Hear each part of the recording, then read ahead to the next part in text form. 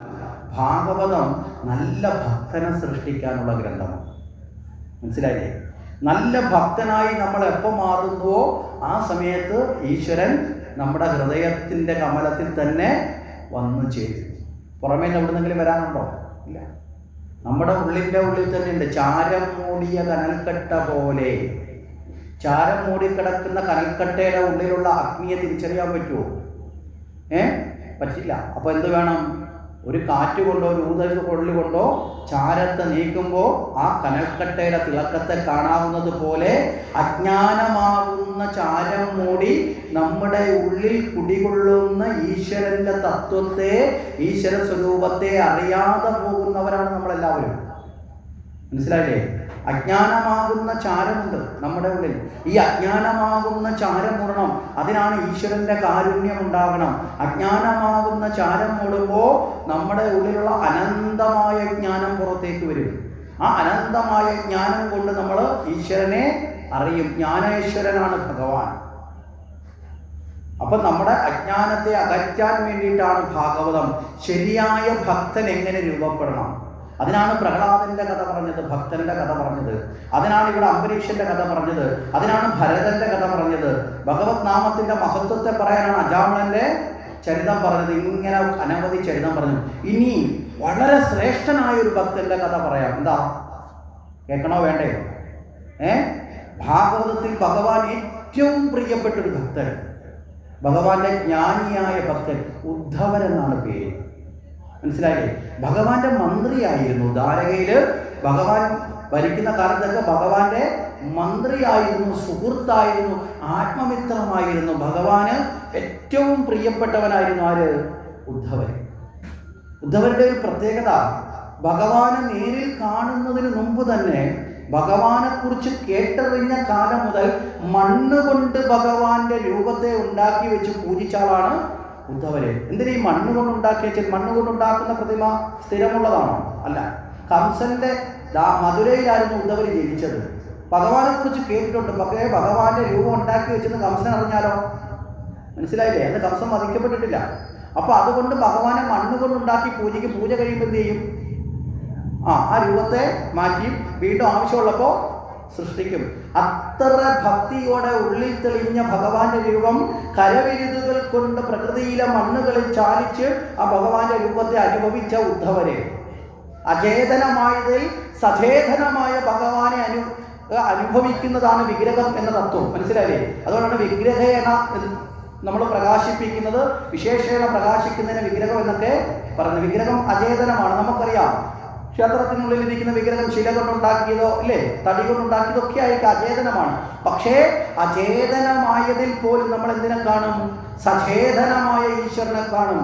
അചേതനമായതിൽ സചേതനമായ ഈശ്വരൻ ഇല്ല എന്ന അജ്ഞാനത്തിൽ പെട്ടതുകൊണ്ടാണ് ഹിരണ്യകശിപു പ്രഹ്ലാദന്റെ മുന്നിൽ പരിഹസിച്ചുകൊണ്ട് ചോദിച്ചത്, ഈ തൂണിലുണ്ടോടാ നിന്റെ ഈശ്വരൻ?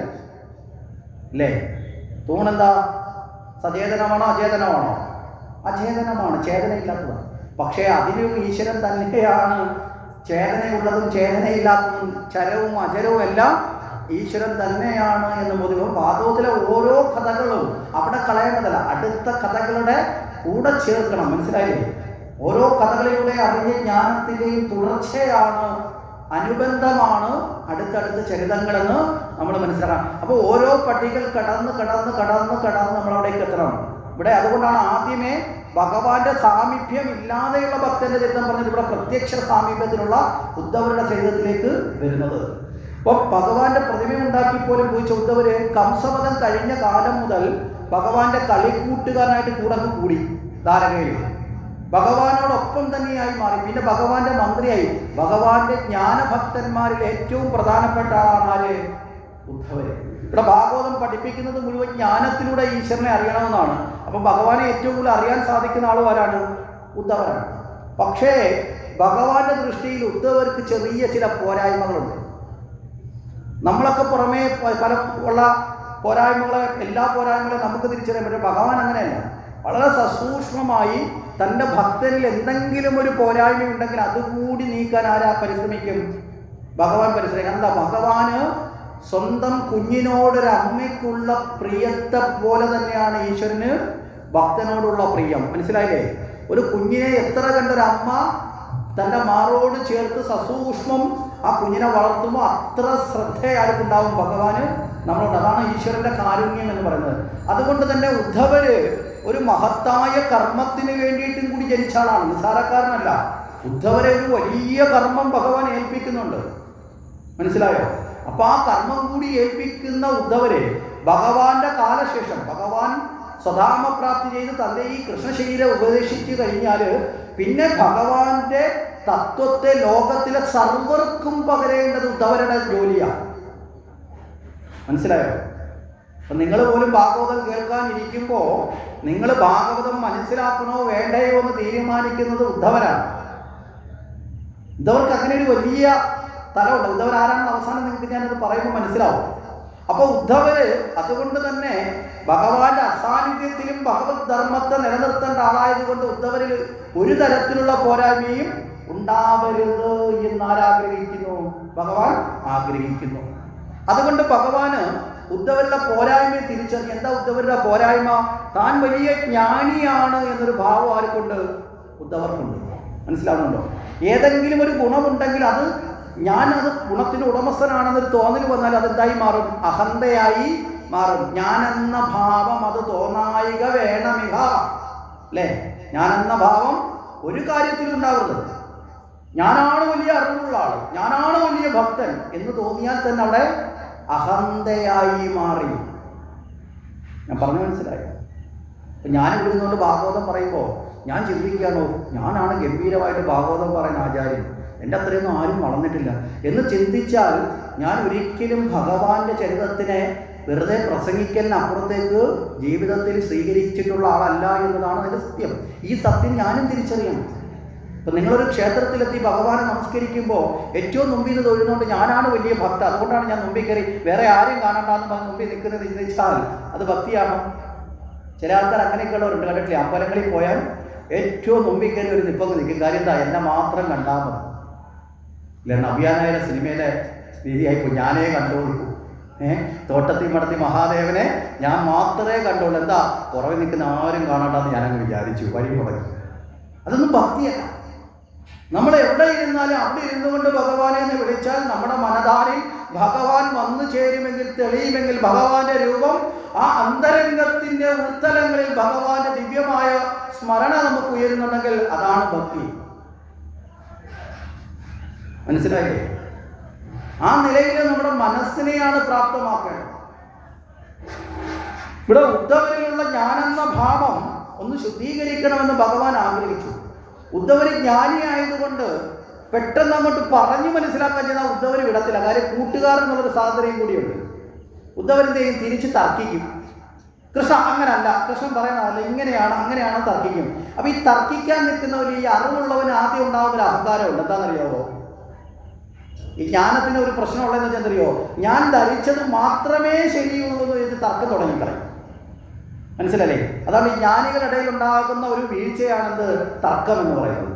അപ്പോൾ ഭഗവാൻ ഉദ്ധവരോട് തർക്കിക്കാൻ നിന്നാൽ ഭഗവാൻ അറിയാം ഉദ്ധവരോട് പറഞ്ഞു മനസ്സിലാക്കാൻ പാടാ. കാര്യം എന്താ? അങ്ങോട്ടൊന്ന് പറയുന്നതിന് മുമ്പ് ഇങ്ങോട്ട് മറുപടി കാത്തോണ്ടിരിക്കും. അപ്പം പിന്നെ വിജയിക്കുന്നത്. നമ്മളെ ചില TV ചാനലിലൊക്കെ ചില ചർച്ച നടക്കുന്നുണ്ടല്ലേ? ചർച്ച നടത്തി അപ്പുറം ഇപ്പുറം ഇരിക്കുന്ന പാർട്ടിക്കാരന്മാരെല്ലാം കൂടെ ചർച്ച ചെയ്ത് പറഞ്ഞ് കണ്ടോണ്ടിരുന്ന നമ്മുടെ 1.5 മണിക്കൂർ വിഡ്ഢിയാക്കി. നമ്മളിതെല്ലാം കേട്ട് ആവേശം കൊണ്ട് രക്തം തിളച്ച് വീർപ്പ് മുട്ടി ശ്വാസം അടക്കി, ഇല്ലേ? ഇതെല്ലാം കണ്ടിട്ട് എണീക്കുമ്പോൾ എന്തൊക്കെയോ കേട്ട് സത്യത്തിൽ നമ്മുടെ മനസ്സിനെ മോശമാക്കാവുന്ന സർവ്വവൃത്തിയോടും വിളിച്ചു കുറേ കൊല്ലി നടത്തുന്ന മൊത്തം. മനസ്സിലായേ? നമ്മുടെ നെഗറ്റീവ് ആക്ടിവിറ്റീസിനെ ചൂഷണം ചെയ്യലാണ് നടത്തുന്നത്. വാർത്തകളെ വാസ്തവങ്ങളെ അവാസ്തവങ്ങളാക്കി, അവാസ്തവങ്ങളെ വാസ്തവങ്ങളാക്കി ചിത്രീകരിച്ച് ശരിയായതിൽ നിന്ന് വികലമായതിലേക്ക് നമ്മളെ എത്തിക്കുമ്പോഴാണ് നമ്മൾ അതിൽ കയറി കുരുങ്ങി പോകുന്നത്. ഈ കുരുക്കലുകളാണ് ഇന്ന് ലോകത്തിന്റെ വ്യവഹാരത്തിൽ ഏറ്റവും കൂടുതൽ നടക്കുന്നത്.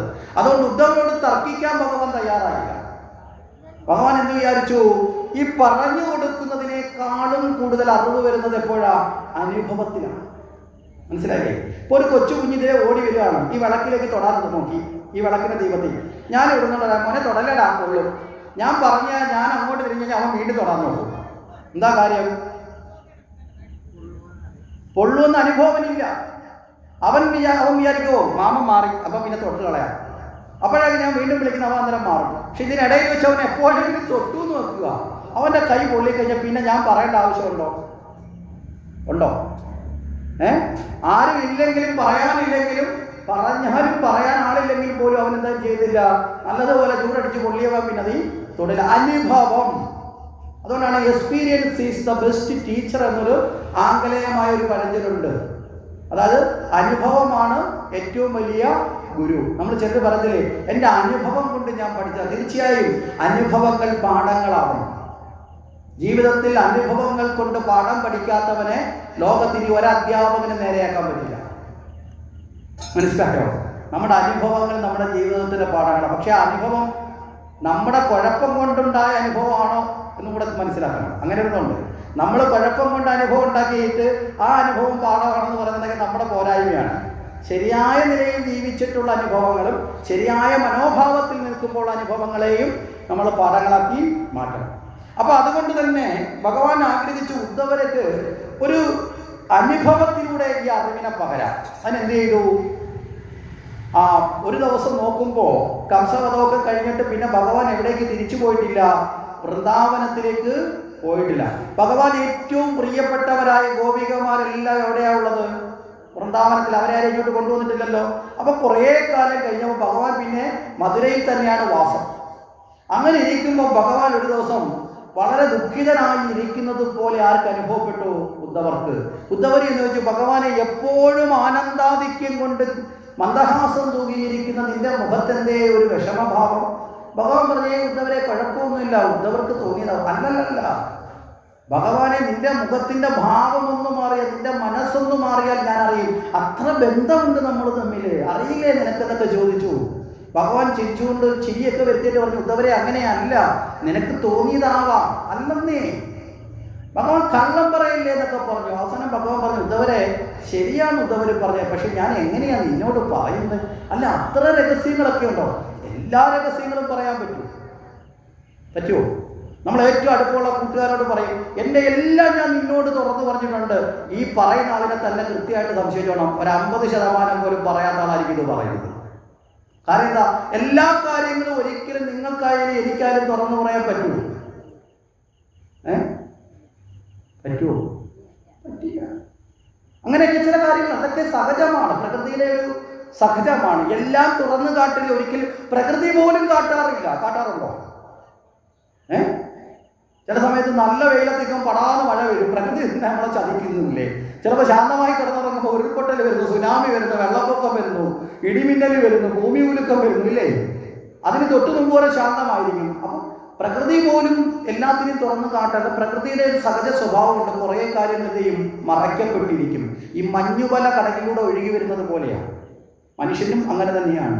ഈ മഞ്ഞുമലയുടെ ഒരറ്റം മാത്രമേ മേലിൽ കാണത്തുള്ളൂ. അതിൻ്റെ 3 ഭാഗം ഇവിടെ ആയിരിക്കും, അടിയിലായിരിക്കും. ഇത് അറിയാതാണ് കപ്പലൊക്കെ ചെന്ന് തട്ടി ഇടിച്ച് തകരുന്നത്. അതുപോലെ നമ്മൾ പുറമേ കാട്ടുന്നതിനേക്കാളും എല്ലാവരും അംഗീകരിക്കുന്ന കാര്യങ്ങൾ നമ്മൾ പുറമേ പറയും, പ്രകടിപ്പിക്കും. എന്നിട്ട് ഏറ്റവും കൂടുതൽ എന്ത് ചെയ്യും? നമുക്ക് തന്നെ അറിയാം, നമ്മൾ ശരിയായ ചിന്തയിൽ അല്ലാത്ത കുറേ കാര്യം അതെല്ലാം അവിടെയൊക്കെ ഒളിച്ചു വെക്കും. അപ്പം ഭഗവാനോട് പറഞ്ഞു, ഭഗവാനെ അങ്ങനെയൊന്നും ഒളിച്ചു വെക്കണ്ട, നിന്റെ മനസ്സ് എനിക്ക് വായിച്ചെടുക്കാൻ സാധിക്കും. കാരണം ഞാൻ നിന്റെ ഉത്തമ സുഹൃത്തും കൂടിയാ. ഭക്തൻ മാത്രമല്ല, ഉത്തമ സുഹൃത്തു കൂടിയാണ്. അവിടെയാണ് നമുക്കൊരു പഴയ വാക്ക് ഓർത്തെടുക്കാം, ചങ്ങാതി നന്നായാൽ. എന്ന് വെച്ചാൽ കണ്ണാടി മേടിക്കാതിരിക്കുക, അത് മേടിച്ചു നോക്കണം. കാര്യം എന്താ? ഇന്ന് നല്ല ചങ്ങാതിമാരെ കിട്ടാൻ പ്രയാസമാണ്. മനസ്സിലായി? അപ്പൊ എന്തായാലും ഇത്തരത്തിലൊക്കെ പറഞ്ഞു. ഭഗവാൻ പറഞ്ഞു, ഉദ്ധവരെ അന്ന് പറഞ്ഞത് ശരിയാണ്, ഞാൻ ഇനി ഇത് പറയാം. പക്ഷെ എല്ലാവരോടും പറയാൻ പറ്റാത്തത് എന്തുകൊണ്ടാണെന്ന് ചോദിച്ചാൽ, ഞാൻ ഗോപികമാരെ കുറിച്ച് ഓർത്തിട്ടാണ് ഇങ്ങനെ ഇരുന്നത്. ഞാൻ അവിടെ നിന്ന് പോരുന്നതിന് ശേഷം എന്നിൽ മനസ്സർപ്പിച്ച് ജീവിച്ച ഏറ്റവും കൂടുതൽ എന്നെ സ്വന്തമാക്കാൻ ആഗ്രഹിച്ചവരാണ് ആര്? ഗോപികമാര്. ആ ഗോപികമാര് ഞാൻ ഇനി പോരുന്നത് കൊണ്ടുള്ള ദുഃഖം കൊണ്ട് അവർ വല്ലാതെ കഷ്ടപ്പെടുന്നുണ്ടാവും, വലയുന്നുണ്ടാവും. അവർക്ക് താങ്ങാൻ പറ്റില്ല. അത്ര കണ്ട് അവർക്ക് എന്നോട് ഇഷ്ടമാണ്. എന്നെ നേടാൻ വേണ്ടി മാത്രം ജനിച്ചവരാ ഗോപികമാര്. അങ്ങനെയുള്ള അവരെ ഞാൻ ഉപേക്ഷിച്ച് ഇവിടെ വന്നിരിക്കുന്നത് ഒരു തെറ്റല്ലേ?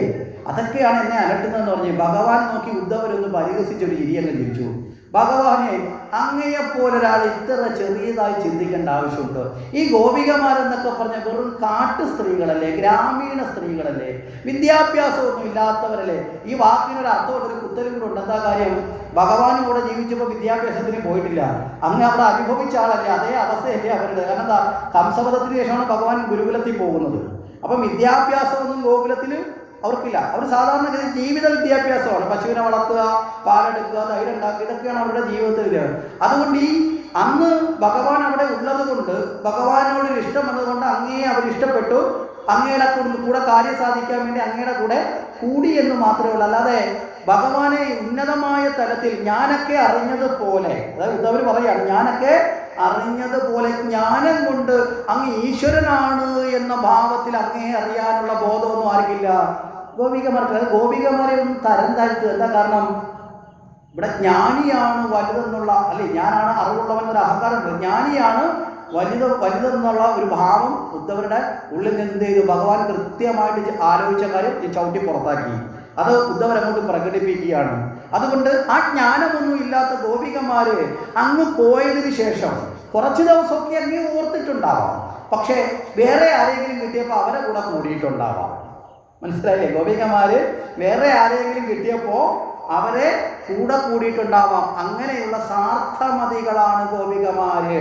എന്തുകൊണ്ട്? ജ്ഞാനമില്ല എന്നുള്ള അർത്ഥം. അതുകൊണ്ട് ജ്ഞാനം ശ്രേഷ്ഠമാണ്, പക്ഷെ ജ്ഞാനം മാത്രമാണ് ശ്രേഷ്ഠമെന്ന വാദവും ഭാഗവതം തള്ളിക്കളയുന്നത്. ഭാഗവതം എങ്ങനെയാ? ഒരു കാര്യം ഒരിടത്ത് പറഞ്ഞ് ഉറപ്പിച്ചിട്ട് അത് മാത്രമാണ് ശരി എന്നുള്ളതിനെ തള്ളി അടുത്ത കാര്യത്തിൽ ശരിയാക്കി കൊണ്ടുവരും. മനസ്സിലായില്ലേ? ഇടയ്ക്കിടയ്ക്ക് ഇതിന്റെ ടേണിംഗ് പോയിന്റ് മൊത്തത്തിൽ തിരിയും. ഭാഗവതം അങ്ങനെയാണ്. മുന്നോട്ട് പോകുന്ന ഒരു ദിശയിലേക്ക് പോയി കഴിഞ്ഞ് നമ്മളത് ഉറപ്പിക്കുമ്പോൾ ഭാഗവതം പറയാം അങ്ങനെയല്ല, ഇങ്ങനെയുണ്ട്. തിരിച്ച് നമ്മളെ വീണ്ടും ചിന്തിപ്പിക്കും. കാരണം വീണ്ടും വീണ്ടും ഉഴുത് മറിച്ചുകൊണ്ട് യഥാർത്ഥ വസ്തുതയെ പാലാഴി കടഞ്ഞ് അനവധി തവണ കടഞ്ഞ് പലതും ഉയർന്നു വന്ന് വീണ്ടും വീണ്ടും വീണ്ടും വീണ്ടും വീണ്ടും കടഞ്ഞു പോയപ്പോഴാണ് എന്ത് വന്നത്? അമൃത് വന്നത്. അതുപോലെ പലതവണ നമ്മുടെ മനസ്സിനെ ഇളക്കി മറിച്ച് ശരിയായ ജ്ഞാനത്തിന്റെ അടിത്തട്ടിലേക്ക് നമ്മളെ എത്തിച്ച് പരമമായ ജ്ഞാനത്തെ നമ്മളിലേക്ക് പകരാനാണ് ഭാഗവതം. അതുകൊണ്ട് എല്ലാ ശാസ്ത്ര ചിന്തകളെയും എല്ലാ വഴിത്താരകളെയും, മനസ്സിലായില്ലേ, സഗുണാരാധനയും നിർഗുണാരാധനയും നിരാകാരത്തെയും സഹാരത്തെയും മന്ത്ര ഉപാസനയും പൂജയും പൂജാ നിഷേധവും എല്ലാം ഭാഗവതത്തിന്റെ ഭാഗമാണ്. ഭാഗവതം ഏതെങ്കിലും ഒരു പക്ഷത്തിന്റെ ഭാഗമല്ല. മനസ്സിലായില്ലേ? ഭാഗവതത്തിന് ഒറ്റ ലക്ഷ്യമേ ഉള്ളൂ. ഭാഗവതത്തെ ആശ്രയിക്കുന്ന ഭക്തൻ ശരിയായ ജ്ഞാനം നേടണം. അല്ലാതെ ഏതെങ്കിലും ഒരു ഭാഗത്തിനെ ന്യായീകരിക്കാനല്ല. ഭാഗവതം കൃഷ്ണനെ മാത്രം പൂജിക്കുന്ന ആൾക്കാരെ സൃഷ്ടിക്കാനല്ല. ഭാഗവതം അല്ലെങ്കിൽ വേറൊരു ദേവനെ പൂജിക്കുന്ന ആൾക്കാരെ സൃഷ്ടിക്കാനല്ല. ഭാഗവതം ഒരർത്ഥത്തിൽ പറഞ്ഞാൽ കൃഷ്ണനെ പോലും നിരാകരിക്കും ഒടുവിൽ. കാരണം എന്താ? രൂപങ്ങളൊന്നുമല്ല ഈശ്വരൻ, ഒന്ന് രണ്ടില്ല, രണ്ടെന്ന് തോന്നിയത് മായ എന്നറിയണം. ഇതാണ് പറഞ്ഞിട്ടാണ് ഫലശ്രുതിയിൽ ഭാഗവതം അവസാനിപ്പിക്കുന്നത്. അപ്പൊ അവിടെ പരമമായ സത്യത്തെ അറിയാം. അതുകൊണ്ടാണ് ഭാഗവതം ആരംഭിക്കുന്നത് ഒരു മഹാമന്ത്രത്തിലൂടെയാണ്. ഭാഗവതം അവസാനിപ്പിക്കുന്നത് അതേ മഹാമന്ത്രത്തിലാണ്. ഏതാണ് ആ മന്ത്രം?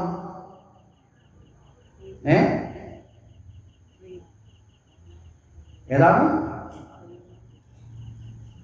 സത്യം പരം ധീമഹി.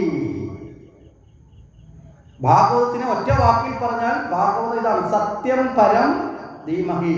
സത്യത്തെ നമുക്ക് ധ്യാനിക്കാം, പരമമായ സത്യത്തെ. മനസ്സിലല്ലേ? കൃഷ്ണനെ ധ്യാനിക്കാം എന്ന് പറയുന്നില്ല, ശിവനെ ധ്യാനിക്കാം, അങ്ങനെ ഒരു ദേവത്തെ പാടില്ല. സത്യം, പരമമായ, ഏത് പേരിട്ട് വേണമെങ്കിലും വിളിച്ചോളൂ. പക്ഷെ അതെന്തായിരിക്കണം? പരമമായ സത്യമരണം. അതാണ് ഭാഗവതം ആരംഭിക്കുമ്പോൾ. അപ്പൊ ഈ പരമമായ സത്യം ഏതാണെന്ന് അറിയാനുള്ള ആകാംക്ഷയിലാണ് ഭാഗവതത്തിനുള്ളിലേക്ക് നമ്മൾ പ്രവേശിക്കേണ്ടത്. മനസ്സിലായില്ലേ? ഭാഗവതം മനസ്സിലാക്കി നമ്മൾ ആ തിരിച്ചറിഞ്ഞുമ്പോൾ എന്താണ്? ആ പരമമായ സത്യം ഇന്നതാണെന്ന് അറിഞ്ഞ ബോധത്തിലെത്തി അതിനെ ധ്യാനിക്കണം. മനസ്സിലായില്ലേ? ആദ്യത്തേത് പരസ്യമാണെങ്കിൽ രണ്ടാമത്തേത് അനുഭവമാണ്. ജ്ഞാനം, അനുഭവം, ജ്ഞാന വിജ്ഞാന സമുന്നയമാണ് ഭാഗവതം. ആദ്യത്തേത് ജ്ഞാനമാണ്, ഒരു മെസ്സേജാണ്, അല്ലേ? പരമമായ സത്യത്തെ ധ്യാനിക്കാം. ഒടുവിലത്തേതോ അനുഭവിപ്പിക്കുകയാണ് നമ്മളെ. ആ അനുഭവത്തിലേക്ക് ജ്ഞാന വിജ്ഞാനങ്ങൾ കൊണ്ട് പൂർണ്ണമാവുകയാണ്. സത്യം പരം ധീമഹി. മറക്കാതെ നമ്മുടെ മനസ്സിൽ സൂക്ഷിക്കണം. അപ്പൊ ഇവിടെ വളരെ കൃത്യമായി നമ്മൾ നോക്കുന്ന സമയത്ത് ഭഗവാനോട് ഉദ്ധവര് പറയുകയാണ്, ഈ ഗോപികമാരൊക്കെ നിസാരക്കാരാണ്. ഭഗവാൻ പറഞ്ഞു, അല്ല ഉദ്ധവരെ, അങ്ങനെയല്ല, അവരത്ര പ്രിയപ്പെട്ടവരായിട്ടാണ് എനിക്ക് അനുഭവപ്പെട്ടുള്ളത്. ഭഗവാനെ, അങ്ങ് ഇത്രയും കാര്യത്തിന് വേണ്ടി ദുഃഖിക്കേണ്ട കാര്യമുണ്ടോ? ഞാൻ പറഞ്ഞതായിരിക്കും ശരി. കാരണം അറിവുള്ളവർക്ക് അങ്ങനെ ഒരു ധാരണ ഉണ്ടല്ലോ, ഞാൻ പറഞ്ഞതാണ് ശരിയെന്നൊരു വാദം അവർ പൊക്കിപ്പിടിക്കും. അതുകൊണ്ട് അങ്ങ് എന്ത് ചെയ്യണം, ആരെങ്കിലും കുറച്ചുപേരെ അയച്ചിട്ട്, ദൂതന്മാരുണ്ടല്ലോ, അവിടെ പോയി അവിടുത്തെ വൃത്താന്തങ്ങളൊക്കെ അറിഞ്ഞു വരാൻ വേണ്ടി അയക്കുകയും അവരവിടെ ചെന്നിട്ട് തിരിച്ചു വന്ന് പറയും, ആ ഭഗവാനെ കുറിച്ച് ചോദിച്ചാൽ കൗസല്യ ചോദിച്ചാൽ ഏത് കൃഷ്ണനെന്ന് ചോദിച്ചാൽ അത്രയും മറന്നു പോയിട്ടുണ്ടാവും എന്നുള്ള നിലയിലൊക്കെ പറഞ്ഞു. അപ്പൊ ഭഗവാൻ പറഞ്ഞു, ഇങ്ങനൊരു കാര്യത്തിന് ദൂതനെ അയക്കുന്നത് ശരിയാണ്. പ്രത്യേകിച്ച് എന്താ, ദൂതനായി പോകുന്ന ആൾക്ക് ഭഗവാനെ കുറിച്ചൊരു ബോധമില്ലെങ്കിൽ തിരിച്ചറിയാം. എടാ, കൃഷ്ണൻ ഇപ്പോൾ ഇതാ മധുരയുടെ രാജാവായി വന്ന് മധുരയിലെ യുവരാജാവായിരിക്കുന്ന കൃഷ്ണൻ പണ്ട് ജീവിച്ച നാട്ടിലെ പെണ്ണുങ്ങളെ കുറിച്ച് ഇപ്പോഴും തിരക്കാൻ ആളിനെ വിട്ടു. സാധാരണക്കാരന്റെ മനോഭാവത്തിൽ ചിന്തിച്ചാൽ അതത്ര ശരിയായ കാഴ്ചപ്പാടാണോ? ആണോ? അപവാദങ്ങൾ ഉണ്ടാവാം. എന്താ കാരണം? പരിശുദ്ധയായി അഗ്നിശുദ്ധി ചെയ്തു വന്ന സീതയെപ്പോലും പരിശുദ്ധമല്ല എന്ന് പറയുന്നത് കേൾക്കേണ്ടി വന്ന അതേ രാമൻ തന്നെയാണ് ഇവിടെ കൃഷ്ണൻ. ശരിയല്ലേ?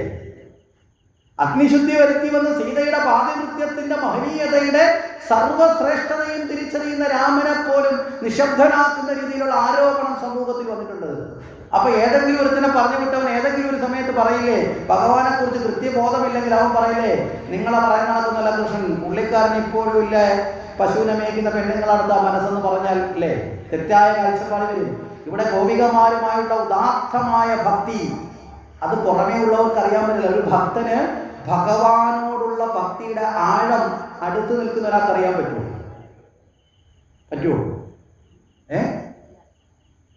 ഒരാൾക്ക് ഭഗവാനോടുള്ള ഭക്തിയുടെ ആഴം എത്രയാണെന്ന് അയാളുടെ തൊട്ടപ്പുറം ഇപ്പുറം ഇരിക്കുന്ന ആൾക്ക് അറിയാൻ പറ്റുമോ?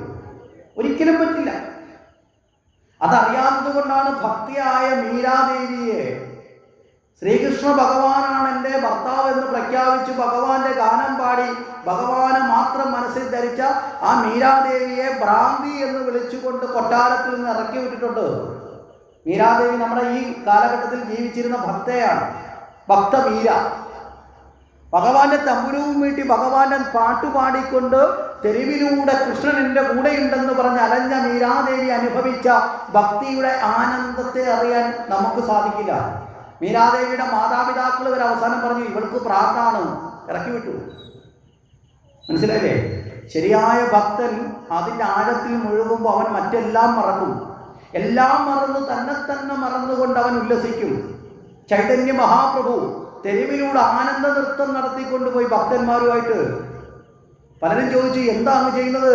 ഞങ്ങൾ ഗോപകുമാരന്മാർ ആടിത്തിമിർക്കുകയാണ് കൃഷ്ണനോടൊപ്പം. മനസ്സിലായില്ലേ?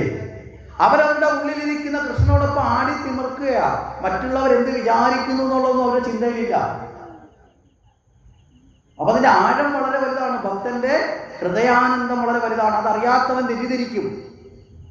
അപ്പൊ അങ്ങനെ ഒരു അവസ്ഥ ഉണ്ടാവരുത്. അതുകൊണ്ട് ഭഗവാൻ പറഞ്ഞു, ഉദ്ധവരെ, അങ്ങ് ഇത്രയൊക്കെ പറഞ്ഞ സ്ഥിതിക്ക് ഞാൻ ഒരു കാര്യം അങ്ങയോട് ഏൽപ്പിച്ചു കൊള്ളട്ടെ. അങ്ങ് എനിക്ക് വേണ്ടിയിട്ടൊരു കാര്യം ചെയ്യണം. ഉദ്ധവർക്ക് ഒന്നുകൂടി അഹങ്കാരം അങ്ങോട്ട് പറഞ്ഞു. എന്താ? ഭഗവാന് പോലും എൻ്റെ സഹായം വേണ്ടി വന്നു. മനസ്സിലായില്ലേ? അപ്പോൾ ഉദ്ധവർ പറഞ്ഞു, അതിനെന്താ കൃഷ്ണ, അങ്ങ് പറഞ്ഞോളൂ, ഞാൻ ചെയ്യാൻ. ഈ ഉള്ളിലിരിക്കുന്ന അഹങ്കാരം, നമ്മൾ പറഞ്ഞില്ലേ, ഈ ഉള്ളിലൊരു മാലിന്യം വന്നാൽ, ഈ പണ്ടൊക്കെ ഈ മുറിവ് കാണുമ്പോൾ ചെറിയ കുരുപ്പൊക്കെ വരുമ്പോൾ എന്ത് ചെയ്യും? അത് പഴിപ്പിച്ച് ഉള്ളിലുള്ള മുഴുവൻ ചൗവ്വനെ എന്ത് ചെയ്യും? പുറത്ത് കളയും, അല്ലേ? അകത്തിരിക്കുന്ന ആ ദുഷിച്ച ചൗവ്വനെ മുഴുവൻ. ഇതേ കണക്ക് ഉദ്ധവരുടെ ഉള്ളിലുള്ള മാലിന്യത്തെ മുഴുവൻ കേന്ദ്രീകരിച്ച് അതിനെ പുറത്താക്കാൻ പറ്റുന്ന പരുവമാക്കിയെടുക്കുകയാണ് ആര്? ഭഗവാൻ. ഉദ്ധവരെ, എനിക്ക് വേണ്ടി ഒരു കാര്യം അങ്ങ് ചെയ്യണം. മനസ്സിലായില്ലേ? അപ്പം ഭഗവാന് വേണ്ടിയിട്ട് ഞാൻ കാര്യം ചെയ്യണം. അപ്പം ഭഗവാന് പോലും എന്നെ ആശ്രയിക്കേണ്ടി വന്നത് അഹങ്കാരം ആർക്കും ഒന്ന് ഉദ്ധവർക്ക് വന്നു. അങ്ങ് ഗോകുലത്തിലൊന്ന് പോകണം, വൃന്ദാവനത്തിലൊന്ന് പോകണം. അവിടുത്തെ കാഴ്ചകളൊക്കെ ഒന്ന് അറിഞ്ഞ്, ഈ വാർത്തകളൊക്കെ അറിഞ്ഞ്, ഈ ഗോപികമാരുടെ ഇപ്പോഴത്തെ അവസ്ഥകളൊക്കെ അറിഞ്ഞ് അങ്ങ് വന്ന് എന്നോട് പറ, അങ്ങയെപ്പോലെ വിശ്വസ്തനായ വേറൊരാളെ എനിക്കില്ല. ഇതൊക്കെ ഭഗവാൻ എന്താ ചെയ്യുന്നത്? ഉദ്ധവരെ ഒന്നുകൂടെ പിരികേറ്റി കൊടുക്കുകയാണ്. അങ്ങയെപ്പോലെ വിശ്വസ്തനായി വേറൊരാൾ എനിക്കില്ല, അതുകൊണ്ട് അങ്ങ് പോകണം. ഉദ്ധവർ പറഞ്ഞു, ഭഗവാനെ, ഞാൻ പോകാം. അപ്പോൾ ഭഗവാൻ വീണ്ടും പറഞ്ഞു, ഉദ്ധവരെ, അഥവാ ഇനി അവർ ഇപ്പോഴും എന്നെ മനസ്സിൽ നനച്ചുകൊണ്ടിരിക്കുകയാണെങ്കിൽ മനസ്സിലായില്ലേ? അവരെ കൃത്യമായി കാര്യങ്ങൾ പറഞ്ഞ് ബോധ്യപ്പെടുത്തണമെങ്കിൽ അറിവുള്ള ഒരാൾ തന്നെയല്ലേ പോകേണ്ടത്. അപ്പൊ അങ്ങേക്കാളും അറിവുള്ള വേറൊരാളും ഈ ലോകത്തില്ലല്ലോ. മനസ്സിലായില്ലേ? ഉദ്ധവരുടെ പൊങ്ങച്ചത്തിന് എന്ത് ചെയ്തു? കുറച്ച് മസാല കൂടി ചേർത്ത് കൊടുത്തു, ഒന്നുകൂടെ ഒന്ന് മേൽപ്പൊടി ഇട്ടുകൊടുത്തു. അങ്ങേയെപ്പോലെ അറിവുള്ള ഒരാൾ വേറെയില്ല. അപ്പം ഉദ്ധവർക്ക് സന്തോഷം. എന്താ? ആ ഭഗവാനും അംഗീകരിച്ചു ഞാനാണ് ഏറ്റവും വലിയ അറിവുള്ള ആള്. ഈ രീതിയൊക്കെ വന്നപ്പോൾ പറഞ്ഞു, ശരി ഞാൻ പോവാം. അവിടെ ചെന്ന് അഥവാ എന്തെങ്കിലും ഉണ്ടെങ്കിൽ ഞാൻ ഉപദേശിച്ച് കാര്യം പറയുമ്പോൾ അവർക്ക് മനസ്സിലായിക്കൊള്ളും. അത്രയൊക്കെ പറഞ്ഞു കൊടുക്കാനുള്ള അറിവ് എനിക്കുണ്ടെന്ന് ഭഗവാനും മനസ്സിലായല്ലോ. അപ്പൊ പിന്നെ കാര്യം തീർന്നില്ലേ? ഉദ്ധവർ പോകാൻ വേണ്ടി റെഡിയായി. ഭഗവാൻ എന്ത് ചെയ്തു? അല്പ കുസൃതി കൂടി കാട്ടി. ഈ ഭഗവാന്റെ ലീലകളൊക്കെ വളരെ രസകരമാണ്. ഉദ്ധവർ പോകാൻ നേരത്ത് ഭഗവാൻ പറഞ്ഞു, ഉദ്ധവരെ ഈ ഓടക്കുള്ളിലൂടെ കയ്യിലിരിക്കട്ടെ എന്ന് പറഞ്ഞു. അല്ല ഇതെന്തിനാ? അല്ല വെറുതെ പോകുമ്പോൾ അവർക്ക് ഞാൻ അയച്ച ആളാണോ എന്നൊരു സംശയം വരണ്ട. മനസ്സിലായില്ലേ? ഭഗവാൻ എപ്പോഴും ചൂടുന്ന മൈപ്പീലി വെച്ചിട്ടുള്ള ആ മൈപ്പീലിയുടെ തലം വെച്ചിട്ടുള്ള കിരീടം എടുത്ത് ഉദ്ധവർ തലയിൽ വെച്ചു കൊടുത്തു. ഇതും ഇരിക്കട്ടെ എന്ന് പറഞ്ഞു. ഭഗവാൻ എപ്പോഴും ധരിക്കുന്ന ഗോപികമാർക്ക് ഏറ്റവും ഇഷ്ടം തോന്നുന്ന വർണ്ണത്തിലുള്ള വസ്ത്രങ്ങൾ ആരെ ധരിപ്പിച്ചു? ഉദ്ധവരെ ധരിപ്പിച്ചു. ഉദ്ധവർക്കല്ലാതെ തന്നെ ഒരു പ്രത്യേകതയുണ്ട്. ഭഗവാന്റെ കണക്ക് തന്നെയാണ് രൂപം. മനസ്സിലായില്ലേ? ഉദ്ധവരെയും കൃഷ്ണനെയും കണ്ടു കഴിഞ്ഞാൽ മാറിപ്പോകും അത്തരത്തിൽ സാരൂപ്യം.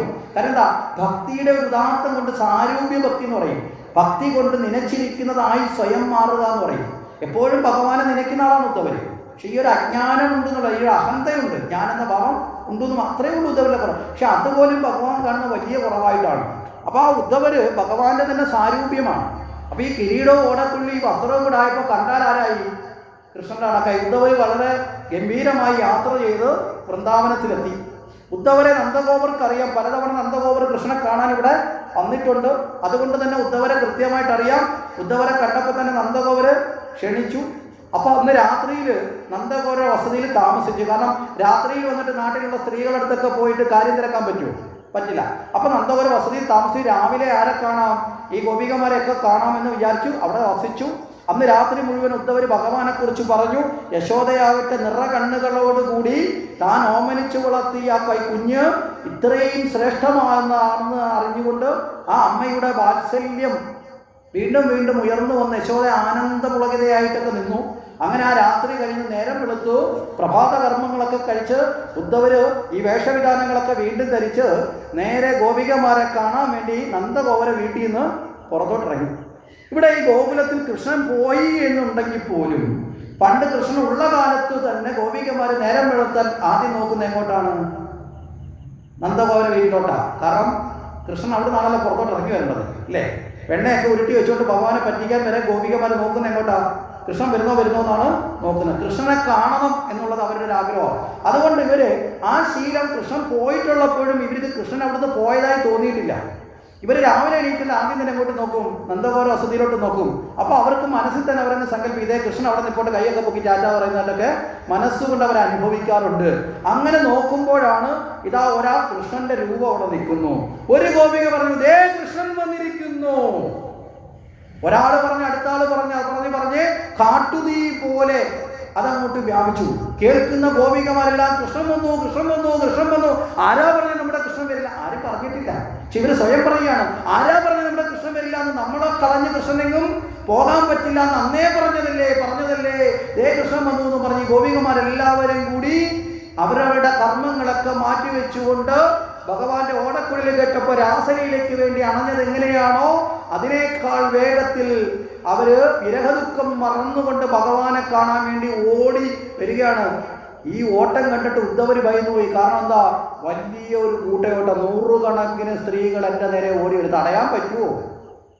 ഉദ്ധവർ എന്താ ചെയ്യേണ്ടതെന്ന് അറിയാതെ ഇങ്ങനെ നിൽക്കുക. ഓടി വരുന്ന സമയത്ത് ഫ്രണ്ടിൽ നിന്നൊരു ഗോപിക പറഞ്ഞു, അത് നമ്മുടെ കൃഷ്ണനല്ല.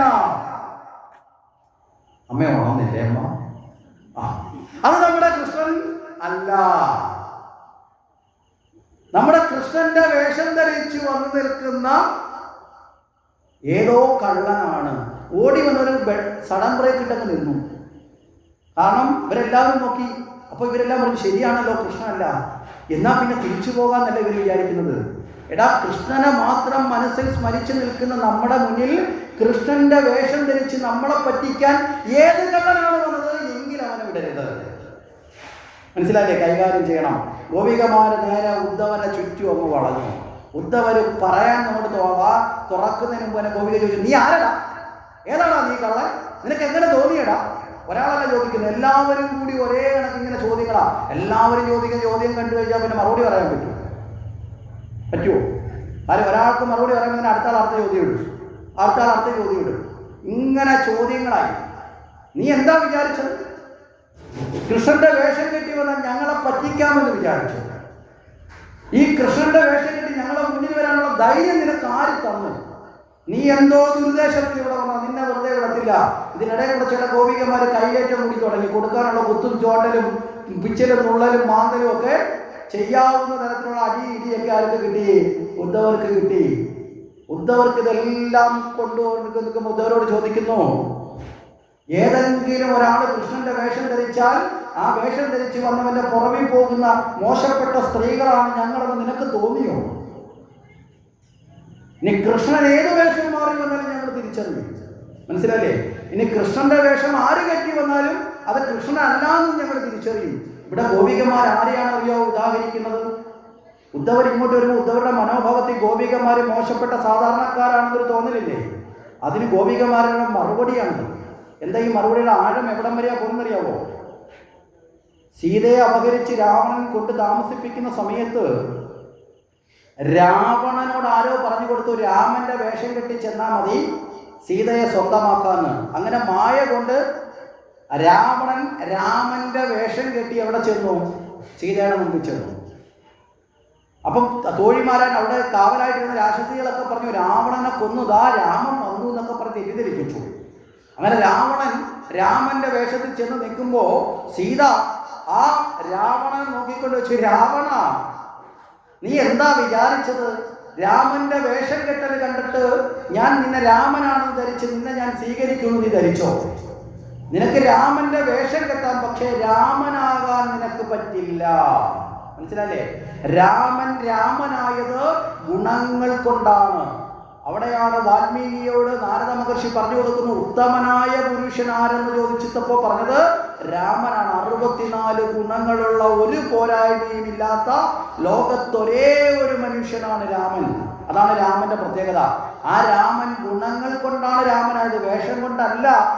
ഞാൻ എൻ്റെ രാമനെ സ്വീകരിച്ചത് ബാഹ്യമായ ഭാവത്തിലല്ല ഞാൻ രാമനെ അറിയുന്നത്. പാതിവൃത്യമുള്ള ഒരു സ്ത്രീക്കും ഒരിക്കലും തൻ്റെ ഭർത്താവ് മാറിപ്പോവില്ല. പോവുമോ?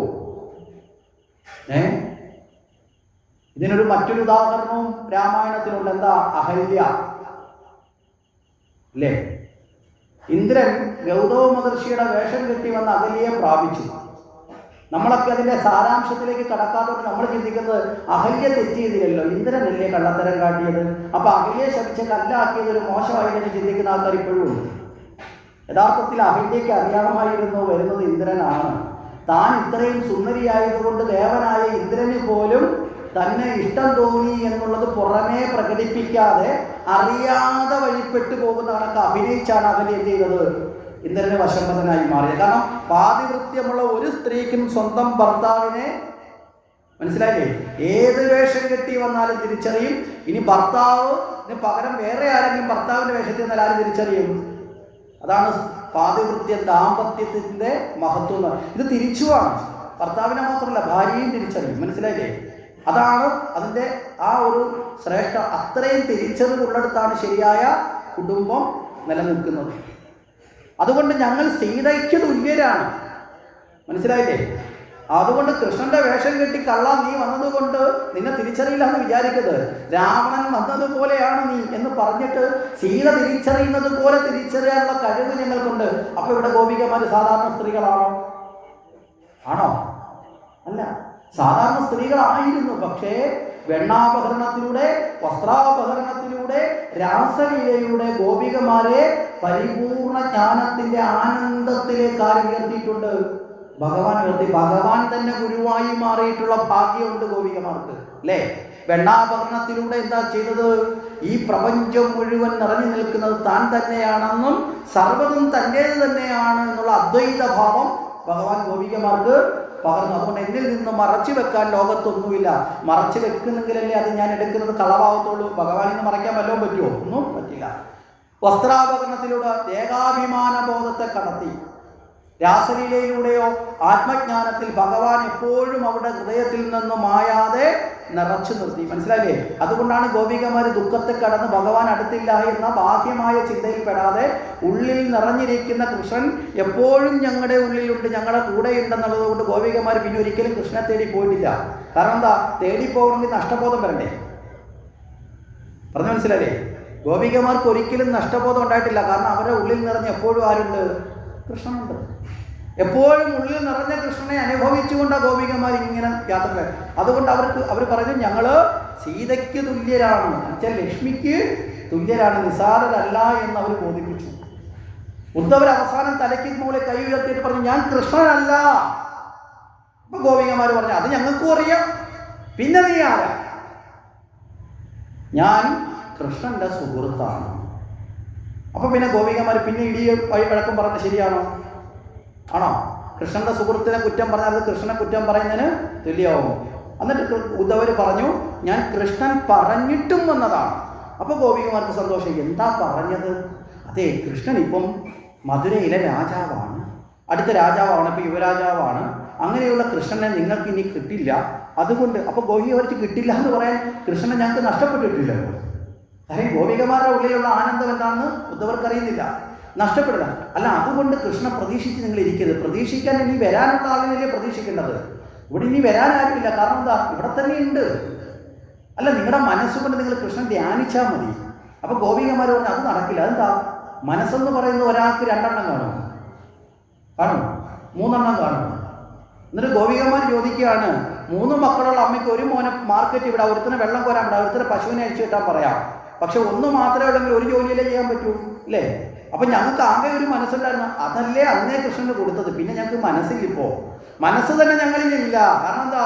മനസ്സിന്റെ ഭാവരസങ്ങളാകുന്ന വികാരങ്ങളോ വിചാരങ്ങളോ ഇല്ലാതെ ആ ബോധതലത്തിലേക്ക് കൃഷ്ണന്റെ സ്വരൂപത്തെ അറിഞ്ഞ ആത്മബോധത്തിലാണ് ഞങ്ങള്. ഏറ്റവും ഉയർന്ന തലത്തിലാണ് ഗോപികമാർ നിൽക്കുന്നത്. ഉദ്ധവർ വീണ്ടും ഉദ്ധവർക്ക് എന്തായാലും കുറച്ച് ഉപദേശിച്ചേ പറ്റൂ. ജ്ഞാനിയാണെന്നുള്ള ആ ബോധത്തിലല്ലേ വന്നേ. ആ ജ്ഞാനമൊക്കെ കൊണ്ട് ഉദ്ധവരങ്ങോട്ട് പ്രസംഗിക്കാൻ തുടങ്ങി. അങ്ങനെയാണ്, ഇങ്ങനെയാണ്, കൃഷ്ണൻ അതാണ്, ഇതാണ്, കൃഷ്ണൻ പരമാത്മാവാണ്, കൃഷ്ണൻ ശരീരരൂപത്തിലല്ല. ഗോപികമാര് ഉദ്ധവരെ കളിയാക്കാൻ തുടങ്ങി. എന്തിനാണ് നിങ്ങളിങ്ങനെ ഭഗവാന്റെ സുഹൃത്തായത് കൊണ്ട് മാത്രമാണ് ഞങ്ങളിവിടെ മിണ്ടാണ്ട് നിൽക്കുന്നത്? അതൊന്നും അല്ലായിരുന്നെങ്കിൽ ഇപ്പൊ തന്നെ നല്ല ചവിട്ട് നിങ്ങൾ ഓട്ടിച്ചേനെ. എന്താ നിങ്ങൾ ഈ പറയുന്ന ഭഗവാൻ ശരീരരൂപത്തിൽ ഞങ്ങൾ മടിയിലെടുത്ത് കളിപ്പിച്ചിട്ടുള്ള, ഞങ്ങൾ കുളിപ്പിച്ചിട്ടുള്ള, ഞങ്ങൾ കണ്ണെഴുതിയിട്ടുള്ള, ഞങ്ങൾ പൊട്ടുകുത്തിയിട്ടുള്ള, ഞങ്ങൾ വാരിയെടുത്ത് ഉമ്മ കൊടുത്തിട്ടുള്ള, ഞങ്ങൾ തോളിലിട്ടുകൊണ്ട് നടന്ന, ഞങ്ങളോടൊപ്പം ഓടിച്ചാടി കളിച്ച, ഞങ്ങളോടൊപ്പം ഊഞ്ഞാലാടി നടന്ന, മനസ്സിലായില്ലേ? ഇത്രയും അനുഭവത്തിൽ കൃഷ്ണ ശരീരത്തെ ഞങ്ങൾ അനുഭവിച്ച ഞങ്ങളോട് പറയാ കൃഷ്ണൻ ശരീരമല്ല. ഗോപികമാർ സംബന്ധിച്ച് കൃഷ്ണൻ ശരീരമാണോ ആത്മാവാണോ പരമാത്മാവാണോ എന്നൊന്നും അവരുടെ പ്രശ്നമല്ല. അവർക്ക് ആകെ ഒറ്റ കാര്യത്തിലേ ഉറപ്പ്. എന്താ? കൃഷ്ണൻ എൻ്റേതാണ്. ഓരോ ഗോപികമാരും ഉറപ്പിച്ചിരിക്കുന്നത് കൃഷ്ണൻ എൻ്റേതാണ്. അതുകൊണ്ട് കൃഷ്ണൻ വേറെ ആരുടേതും ആവരുതെന്നുള്ള വാശിയുണ്ടോ? അതുമില്ല. മനസ്സിലായില്ലേ? കൃഷ്ണൻ എൻ്റേതാണ്. അതുപോലെ തന്നെ കൃഷ്ണൻ എല്ലാവരുടേതുമാണ്. നമ്മൾ ആരെങ്കിലും ആകാശം എൻ്റേതാണെന്ന് പറയാറുണ്ടോ? നമ്മളെ വീട്ടിൻ്റെ നേരെ മുകളിലുള്ള ആകാശം എൻ്റേതാണെന്ന് പറയാറുണ്ടോ? എൻ്റേതായ ആകാശമാണ്, അതുകൊണ്ട് അപ്പുറത്തെ ആകാശം വേറെയാണ്, അങ്ങനെ പറയണ്ടത്. എല്ലാവർക്കും അവകാശപ്പെട്ടതാണ്. അതുകൊണ്ട് ഭഗവാൻ സർവർക്കും അവകാശപ്പെട്ടതാണ്, സർവവ്യാപിയാണ്. മനസ്സിലായില്ലേ? ഈ ബോധത്തിൽ നിന്നുകൊണ്ട് ഗോപികമാരെ മറുപടി കേട്ട് ഉദ്ധവർക്ക് മറുപടി ഇല്ലാതായപ്പോൾ ഗോപികമാർ പിന്നെ ഒരു തന്ത്രം പുറത്തോട്ട് എടുത്തു. ഈ സാധാരണ അമ്മമാർ എപ്പോഴും പ്രയോഗിക്കുന്ന ഒരു തന്ത്രമോ, ഈ നേരിട്ട് പറയാൻ പറ്റിയില്ല എന്നുണ്ടെങ്കിൽ എന്ത് ചെയ്യും? വേറെ ഇപ്പൊ എനിക്കൊരാളോട് ഒരു കാര്യം പറയണം, നേരിട്ട് പറയാൻ പറ്റാത്ത കാര്യമാണെങ്കിൽ വേറൊരാളിനെ ഇടനില നിർത്തി അയാളോട് പറയുന്ന കണക്കിൽ അവരെ കേൾപ്പിക്കും. ഇല്ലേ? ശരിയല്ലേ? നമ്മളൊക്കെ വീടുകളിൽ നമ്മൾ പരീക്ഷിക്കുന്ന ഒരു കാര്യമല്ലേ? വീട്ടിൽ അച്ഛനോടൊരു വഴക്കുണ്ടായി. അപ്പോൾ അച്ഛനോട് ദേഷ്യപ്പെട്ട് 2 കാര്യങ്ങൾ നേരിട്ട് പറയുമ്പോൾ ചിലപ്പോൾ കയ്യിൽ നിന്ന് വല്ലതും മേടിച്ചാലോ. അതുകൊണ്ട് എന്ത് ചെയ്യും? മോനെയൊക്കെ കൊണ്ട് വിളിച്ചത് നീ എന്താണ് ഇങ്ങനെ കാണിക്കുന്നത്? അല്ലെങ്കിൽ നീ നന്നാവത്തില്ലെന്ന് എനിക്കറിയാം. കാരണം എന്താ? നീ അങ്ങനെ മോനെ ചെയ്യോ? പറയേണ്ടതല്ല അവിടെ പറഞ്ഞു കഴിയും. അപ്പുറത്തിരിക്കുന്ന അച്ഛന് മനസ്സിലാവും കിട്ടേണ്ടതെല്ലാം കിട്ടി. ഇനി അയലത്തുകാരോട് വഴക്കുണ്ടായി നോക്കുക.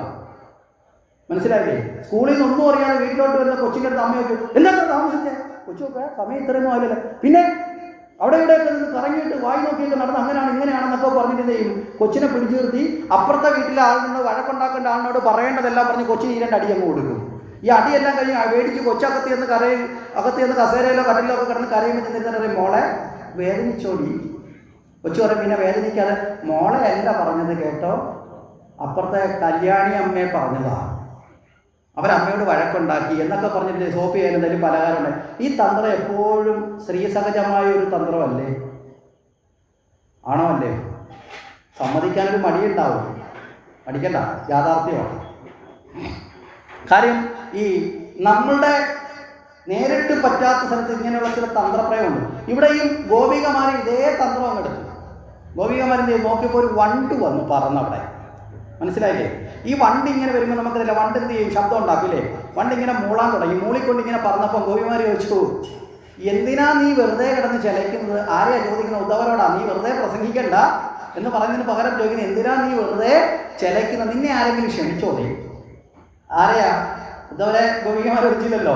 അതുകൊണ്ട് വണ്ടിനോട് ചോദിക്കാം, നിന്നെ ആരെങ്കിലും ക്ഷണിച്ചോ? ക്ഷണിക്കാത്തത് വലിഞ്ഞു കയറി വന്നതും പോരാ, ഞങ്ങളുടെയൊക്കെ മനസ്സിൽ വെറുതെ ശബ്ദം ഉണ്ടാക്കി ശല്യപ്പെടുത്തുവാൻ വേണ്ടി മാത്രമാണെന്നല്ലെന്ന് വെച്ചാൽ വണ്ടിനോടൊരു സംഭാഷണം നടത്തി. അതിനെ ഭ്രമരഗീത എന്ന് പറഞ്ഞിട്ട് ഭാഗവത്തിലൊരു ഭാഗമാണ് ഭ്രമരഗീത. ഭ്രമരം എന്ന് പറഞ്ഞാൽ വണ്ട്. വണ്ടിനോട് സംസാരിച്ചപ്പോൾ ഉദ്ധവർക്ക് കാര്യമൊക്കെ മനസ്സിലായി.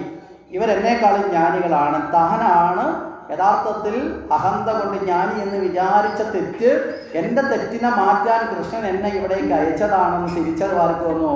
ഉദ്ധവർക്ക്. അല്ലാതെ ഉദ്ധവരെ കൊണ്ട് ഗോപികമാരെ നേരെയാക്കാനല്ല ഭഗവാൻ അയച്ചത്. ഗോപികമാരടുത്ത് പോയി നേരെയായിട്ട് വാടാ ഉദ്ധവ എന്ന് പറഞ്ഞ് ഉദ്ധവരെ അയച്ചതാണെന്ന് ആർക്ക് മനസ്സിലായി? ഉദ്ധവർക്ക് തിരിച്ചറിവ് ഉണ്ടായി. അറിവിനേക്കാൾ വലുതല്ലേ തിരിച്ചറിവ്? അല്ലേ? ആണോ? അറിവിനേക്കാൾ വലുതാണ് തിരിച്ചറിവ്. ഇന്ന് അറിവുണ്ട് ലോകത്ത്. നമുക്കിപ്പോൾ എഐയും അല്ലാതെയും ടെക്നോളജിയും അല്ലേ, ഗൂഗിളും യൂട്യൂബും സെർച്ചിങ്ങും ഒക്കെ നമുക്ക് ഇന്ന് അറിവ് കൂടുതലാണ്. അപ്പോൾ എന്തെങ്കിലും ഒരു കാര്യം അറിയണമെന്നുണ്ടെങ്കിൽ പണ്ടൊക്കെ ഭാഗവത സപ്താഹം നടക്കുന്ന സ്ഥലത്തൊക്കെ ആചാര്യന്മാർ 10 ചോദ്യമൊക്കെ ചോദിക്കുമായിരുന്നു. എന്തിനാണെന്നറിയാമോ? ഇവർ വീട്ടിൽ പോയി ഗ്രന്ഥമൊക്കെ ഒന്ന് മറിച്ച് നോക്കി അങ്ങനെങ്കിലും ആ ഗ്രന്ഥം ഒന്ന് തുറന്നു നോക്കാൻ വേണ്ടിയിട്ട് ആ കൃഷ്ണൻ്റെ എൻ്റെ അമ്മയുടെ പേരെന്താ, അച്ഛൻ്റെ പേരെന്താ, കംസൻ പൂർവ്വജന്മത്തിൽ ആരാന്നൊക്കെ ചോദിക്കും. ഇപ്പോൾ അങ്ങനെ ചോദിക്കുന്ന പണി ആചാര്യന്മാർ നിർത്തി. എന്താ കാര്യം? ചോദ്യം മൊത്തം കേട്ടിട്ട് കൊച്ചിപ്പുറത്തോട്ട് തിരിഞ്ഞിരുന്നിട്ട് നേരെ മൊബൈൽ എടുത്തത് ഗൂഗിളിൽ അടിച്ചു നോക്കും, കൃഷ്ണൻ്റെ അപ്പൂപ്പൻ്റെ പേരെന്താ? ഗൂഗിൾ ഉടനെ എഴുതി കണക്കി തങ്കപ്പം പിള്ള. കൊച്ചി അന്നേരം എഴുതി പറഞ്ഞാൽ തങ്കപ്പം പിള്ള. യെസ്, ഓക്കെ, മനസ്സിലായില്ലേ? അത്രയും ടെക്നോളജിയായി,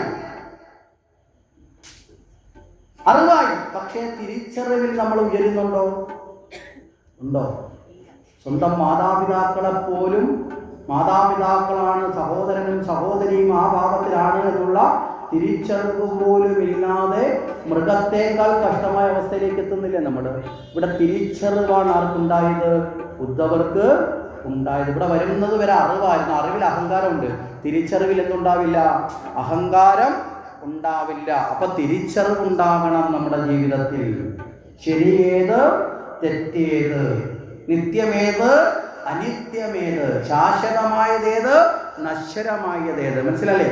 തിരിച്ചറിവുണ്ടാകുമ്പോഴാണ് മൂല്യമുള്ളതിനെ സ്വീകരിക്കാൻ നമുക്ക് സാധിക്കുന്നത്. ഈ തിരിച്ചറിവാണ് ഭഗവാനിൽ നമ്മൾ നേടേണ്ടത്.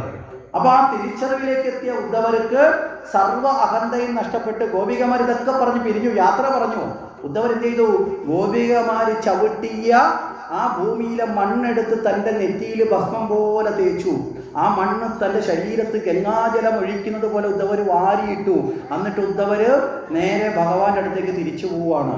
അവിടേക്ക് ചെന്നപ്പോൾ ഭഗവാൻ ചോദിച്ചു, ഉദ്ധവരെ പോയ കാര്യം എന്തായി? എല്ലാം ശരിയായോ? ഉദ്ധവർ പറഞ്ഞു, ഭഗവാനെ ശരിയായി. എന്ത് ശരിയായി? ഗോപികമാർ ശരിയായില്ല, പക്ഷെ അവരെന്നെ ശരിയാക്കി. എന്താ? സർവ അഹന്തയും മാറി. ഉദ്ധവര് പറഞ്ഞു, അങ്ങ് പറഞ്ഞതുപോലെ ഗോപികമാര് അങ്ങേ അറിഞ്ഞിരിക്കുന്നത് പോലെ ഈ ലോകത്ത് ആരും അറിഞ്ഞിട്ടില്ല എന്നാണ് എനിക്ക് തോന്നുന്നത്.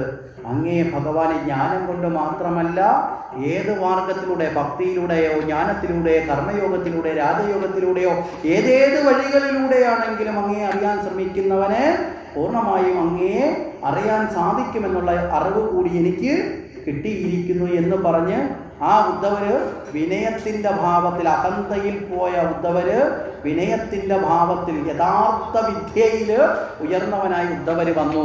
അപ്പോൾ ഭഗവാൻ പുഞ്ചിരിയോടെ ഉദ്ധവരെ ചേർത്ത് പിടിച്ചു. മനസ്സിലായില്ലേ? ഉദ്ധവരെ, നിനക്ക് വേണ്ടിയിട്ടാണ് നിന്നെ ഞാൻ അയച്ചത്, മനസ്സിലാകുന്നുണ്ടോ? മോശമാക്കാൻ അല്ല എന്ന് പറഞ്ഞ് ചേർത്ത് പിടിച്ചു ഉദ്ധവരെ. ഈ ഉദ്ധവരെയാണ് ഭഗവാൻ തൻ്റെ കാലശേഷം ഒരു മഹത്തായ കർമ്മം ഏൽപ്പിച്ചു. എന്താണ്?